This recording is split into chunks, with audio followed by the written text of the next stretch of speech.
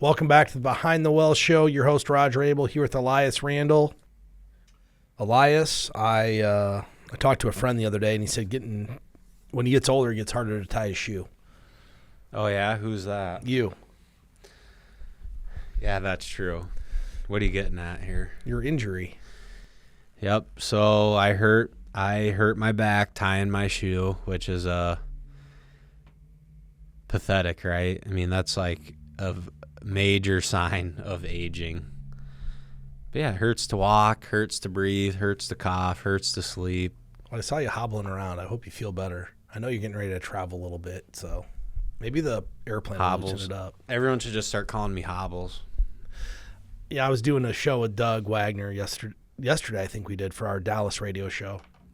And he kind of threw like a sideball zinger at me. He said, what are some things people can do to get ready for year end? I'm like, well, that's like a whole show, but I guess I'll take the sideball zinger. And get ready for the end of the year. It's not even August. I think we ran out of stuff to talk about in the outline. Like we went through it too quick, so he was looking for filler. Oh. But it got me thinking. I do my morning reading, and Kippiker had an article out, the new budget method. And I think one thing is people go into the end of the year. I do a financial audit of where I spent my money. I usually do it in like November, December. And I really do a lot of it because of the business. I want to make sure where we're going to allocate dollars for next year as we start to plan a budget. But people that are subscribing to the idea of a set budget method are literally just setting themselves up for failure. Why is that? Well, budgets, number one, most budgets don't work. If you think about the failure rate of budgets, it's massive. Most people, they don't work. They blow their budget up. And part of it is they're trying to adhere to these rules. I actually think Jonas may have had the best insight to this. He builds a lifestyle budget. He lists what's important to him, and that's how they allocate money. The lifestyle investments. Yeah, you can't, for his family, they value vacations. So that's moved up on the list of importance on their budget, where if you go do a budget that says you need to allocate 30% of your money to housing, well, if housing's not important to you, why would you allocate 30% to housing? That's a great question. I mean, or if cars aren't important, like Jonas, he always buys really, what I would call frugal cars that he drives forever because he doesn't value a car. Practical. So I think the number one thing with budgeting, and it just got me thinking about budgeting in general, the number one thing people can do is just pay themselves first out of the budget. And we've talked about this a long time. I believe budgets are broken. Anybody listening to the show or watching it, go to Google right now, Google budget worksheet, and the first line item on the worksheet is going to be, how do I pay for my mortgage or rent? All I want people to do is just move up to the top line. Myself, pay yourself first, and then work through all the other things, because most budget worksheets have paying yourself first, the very last item, and everybody runs out of money to take care of themselves first. Is that the new budgeting method? That's my budgeting method. So what's the new budgeting? The new budgeting method is because of inflation, they're allocating more money to housing. It used to be allocate 20% to housing. Now they're allocating 30% to housing. So they're just saying, hey, this is a way you could start to reallocate the money because of inflation, et cetera, et cetera. I don't believe in any of these set rules. I don't think it's personalized advice. This is blanket advice. So if you make, $100,000, okay, you allocate 30% to housing. Well, how would we come up with that number? It's totally arbitrary. Right. Or if having a really nice house is something that's important, then what if 20 or 30% of your budget doesn't get the house you want? And if that's the most important lifestyle investment in your list of items, then why would you let that limit yourself? Exactly. Well, and in this 10%, the 60-30-10, that 10% is actually going to savings. That's not enough for most people. Yes, only 10%. I mean, 10%, that might be enough if you start when you're real young, but for most people, even that's a good starting place. So your contribution rate is going to have to be higher than 10% to really have it someday. So I had a conversation with interview with a new couple today. They're a younger couple, which I always get excited when I get to work with some younger people. It's kind of fun, and they're doing a great job. His sole focus is on the future, long term. Like, hey, am I doing the right things from a retirement standpoint? How much money should we be saving? Where should it be going? We're just looking for help with this. I asked the wife, what are you concerned about? And she goes, well, let's look at the short term a little bit more. We've been in our house for 10 years. We have our first child. We're going to have another one. We're thinking maybe we need a bigger house. So my job is going to be for them, this little balancing act when we create this financial plan. Here's what we need to do to be successful in retirement from a savings rate standpoint. After we save that, here's how much the rest of your budget should be. And that's going to bring a lot of confidence to them. But what I didn't say is, well, do the 60-30-10 budget. Like, that's not going to work. There's no personalized advice. And it goes back to what we do for people. We just create financial plans and give personalized advice so we can put people on the track to accomplish what their goals and priorities are versus that of an article that just says, hey, this is how you should do it. And most people, guess what they're going to do? They're going to look at this.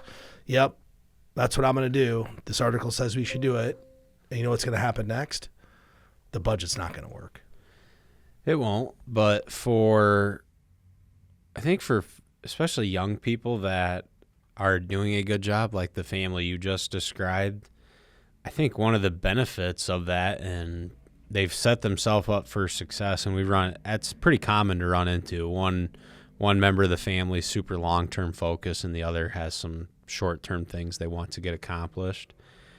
It's nice when you can show them that there is a compromise and there's a way to accomplish both things at once. And I've spent plenty of time talking with younger, successful investors and clients we work with that if you're doing all of the right things for your long-term successful outcome, then if there's luxury items you want or you want to get a bigger house, like, don't stop yourself from living just to save money. Now, there's another side of that, right, too, where people spend too much of their money on providing lifestyle they really can't afford. But I would say most people, if they're working with us at some level, want to be responsible or be an adult with their money, right? So they kind of have the freedom to, okay, we're doing everything right. Let's upgrade our house, right? You've kind of earned that in a way, or you have the flexibility and the freedom to be able to do that, and it's not going to negatively impact your situation. Well, what we're doing is we're going to try to bring confidence to both people.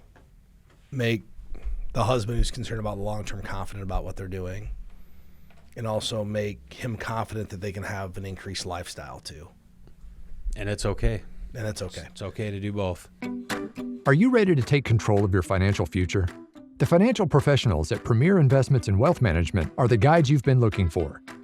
Picture this: a financial plan tailored exclusively to you. Our team of experienced professionals will work closely with you to understand your aspirations and develop a personalized roadmap to get you there. Whether you're dreaming of retirement, buying a new home, or sending your kids to college, we've got the tools to give you confidence in your financial life.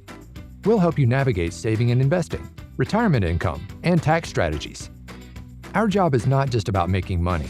It's about helping our clients make smart choices. We'll provide you with the tools and knowledge to confidently steer your financial ship toward a brighter future. Are you ready to embark on your financial journey with confidence? Visit www.btwealthshow.com or click the link in the description of this podcast. Your financial future awaits. So, that's bringing up the new way to budget, that 60-30-10 method, which I think it sounds like listeners and us could agree that there's nothing personalized about that. That's a rule of thumb, could probably get you on the right path, but there are definitely more specific and unique ways for every family to accomplish all of those things. Well, I think families are dealing with a lot of stuff. Like, think about, what these individuals I was talking with, they're concerned about long-term, they're concerned about increasing lifestyle today, but then also they have a new kid that they're worried about college planning. That's just a whole nother array that people get thrown into the fold. And how do you start to work on college planning and all the different things involved with that? I have a suggestion for that. Just make them pay for themselves. I mean, tell your kid, good luck. It's on you. I think that's a good point. Like when it comes to college planning, college doesn't have to be as expensive as people make it. No, and it's not.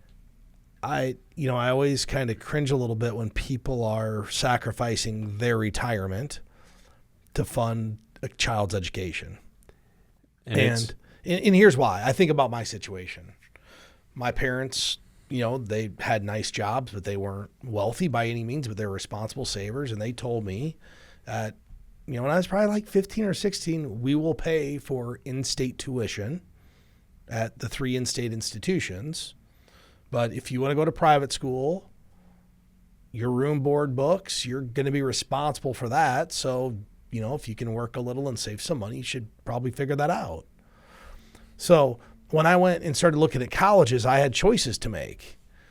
And fortunately, my parents had made me aware of money and debt at some level, not like a lot, but I was aware that debt probably wasn't great. And I went and looked at the school. It's going to be $44,000 a year.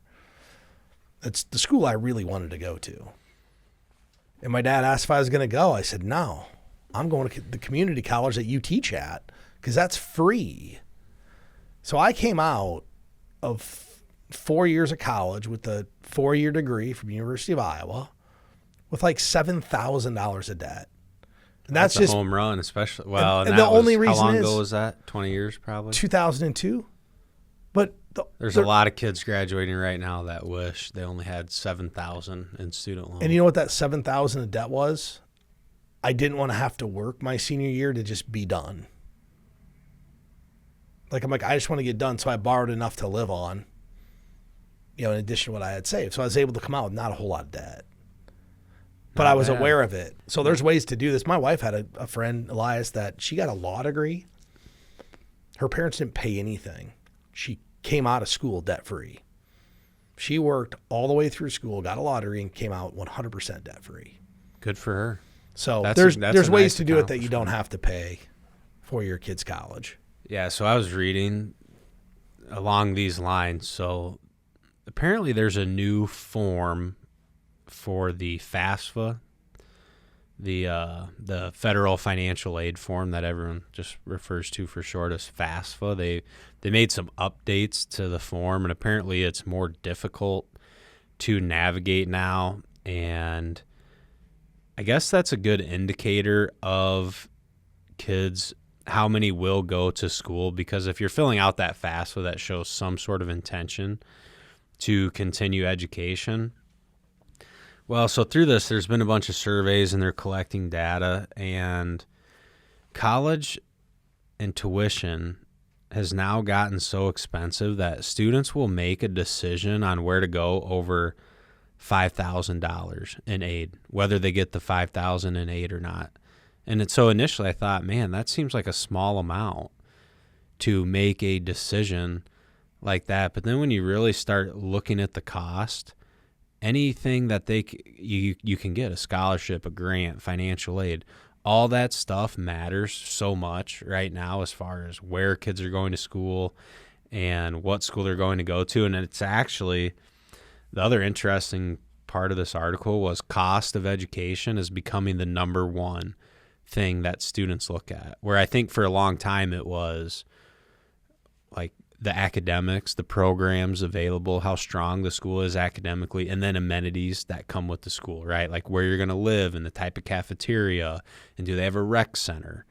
Like for a long time, those were the most important items, and now it's really just coming, it's kind of going in a direction where the cost is becoming the number one metric to determine how and where to get educated. So you're telling me I was cutting edge You were 22 ahead. years ago, or 20, Yep. It would have been like, I graduated high school in 97. So what, 27 years ago, I was cutting edge? You were ahead of the times. Well, and it's interesting because we've talked about on previous episodes and shows about not the lie that my generation was told, but the idea that we were kind of sold that if you don't go to college, you'll be a failure. That was the idea. Like, if you don't go to college, you're not going to make any money. And I think that, that's kind of been debunked, especially in today's economy with all the gig economy and the side gigs and what social media has done for people and what I would call the rise of like trade jobs. There's a lot of people I know in the trades who are killing it. I actually think that might be to me, that might actually be the way of the future. Or there's going to be, like in the future, there's going to be people that, in life, there's all these hacks. Like right now, everyone wants to be an influencer and a social media personality. But I think some of these younger kids are going to realize that there's a massive shortage in the trades.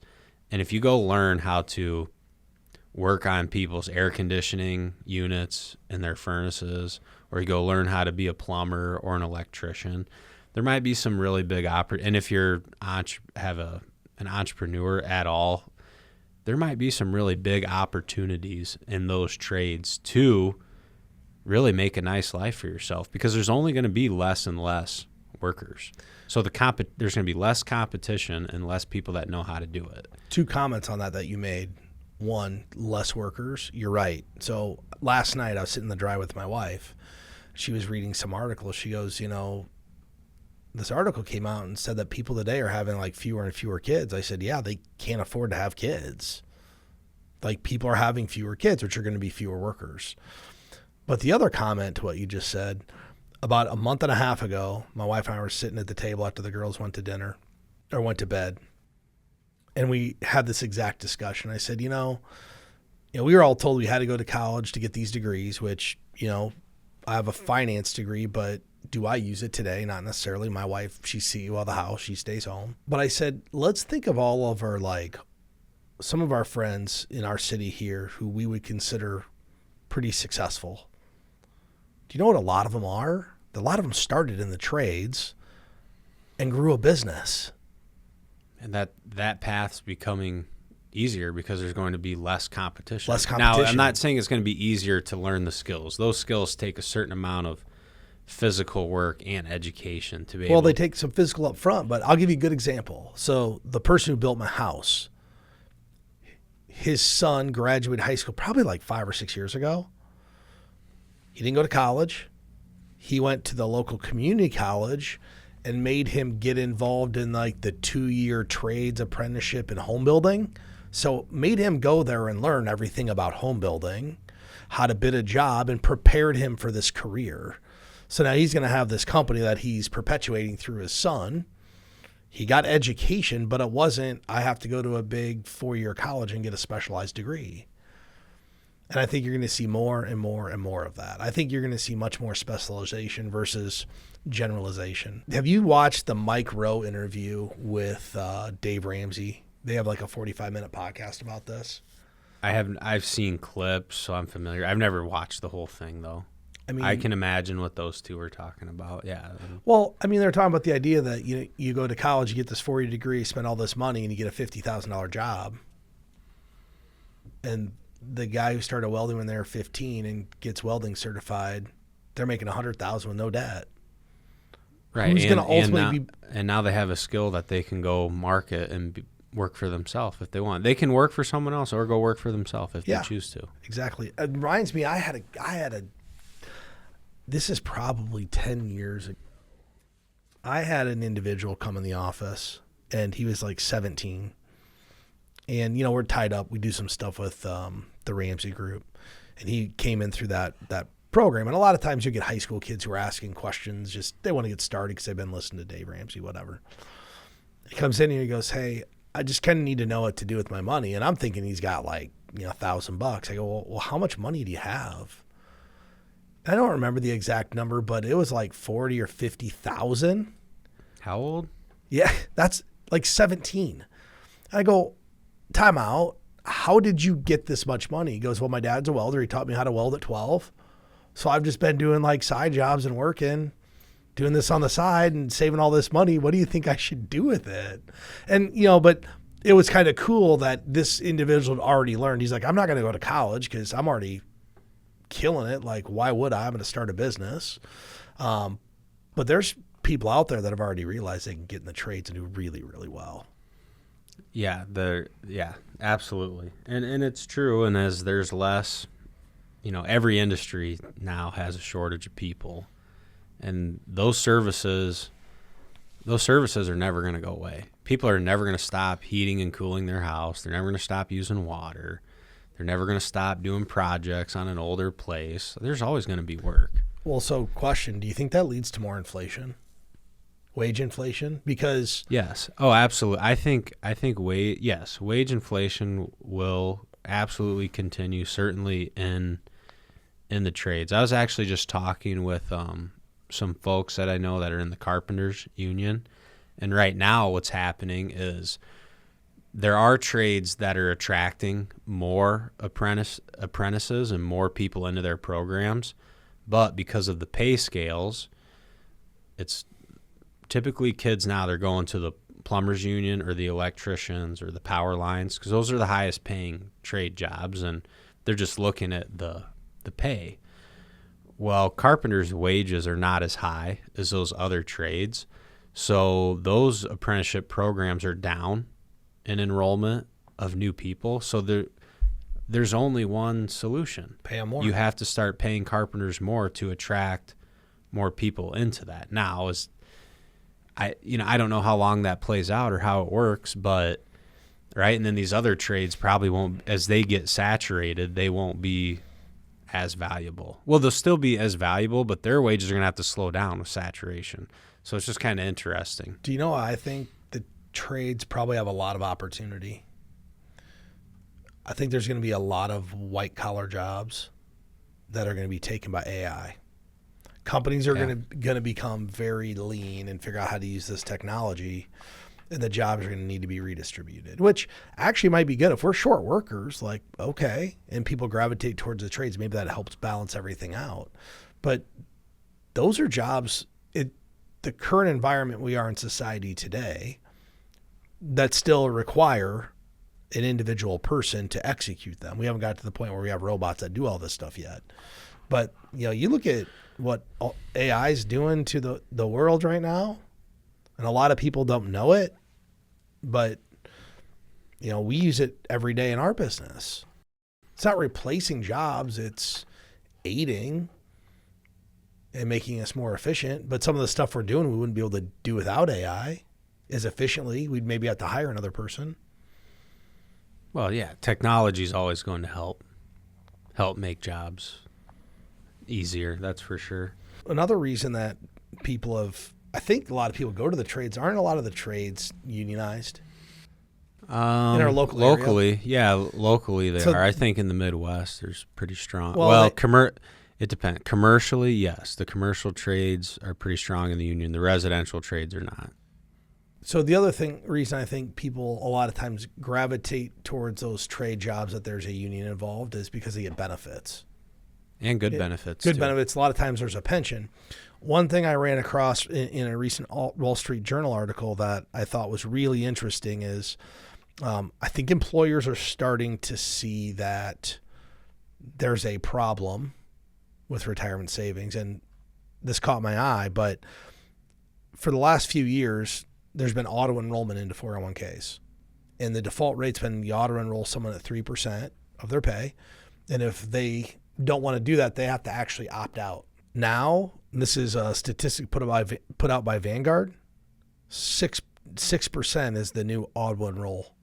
A lot of companies are going to a 6% auto-enrollment rate, which is interesting because it gets somebody really close to that 10% savings. Because if you have a 6% of your own check and 3% match from an employer, you're kind of getting yourself close to at least 10% saving. And I think that's probably going to help people in retirement, especially young people who start doing this. Statistics show us if you have it taken right out of your check, you don't miss it. Like, that's just the fact. Nobody knows. But as soon as you give them money, it's gone because budget item number one is mortgage and who y'all owe money to. Yeah, mortgage and the rent. Well, and that's probably a good change and a good thing to happen. And especially with younger investors, at least right now, the way our system works is you are really going to be responsible for your retirement savings. Very few young people have access to a pension. You are now. Show me. Yeah. I mean, what, maybe 1 in 4 people have a pension. I think it's actually 1 in 3 have a pension. And most of the people who have pension, it's a state pension or a federal pension. Everybody else is responsible for their own. There are 2 other statistics, though, in this article that actually jumped out at me. Participants who are involved with auto-enrollment, on average, save 12.7% of their check. Individuals who have to sign up on their own save 10.3% of their check. So that's meaningful. 20% increase. It's a 20% savings increase if you're auto-enrolled. Over a career, a 30, 35, 40-year working career, that increased savings, that's meaningful. It's not super meaningful in 1 year's time, but over a long period of time, that will add up to be a lot of money. And, it's interesting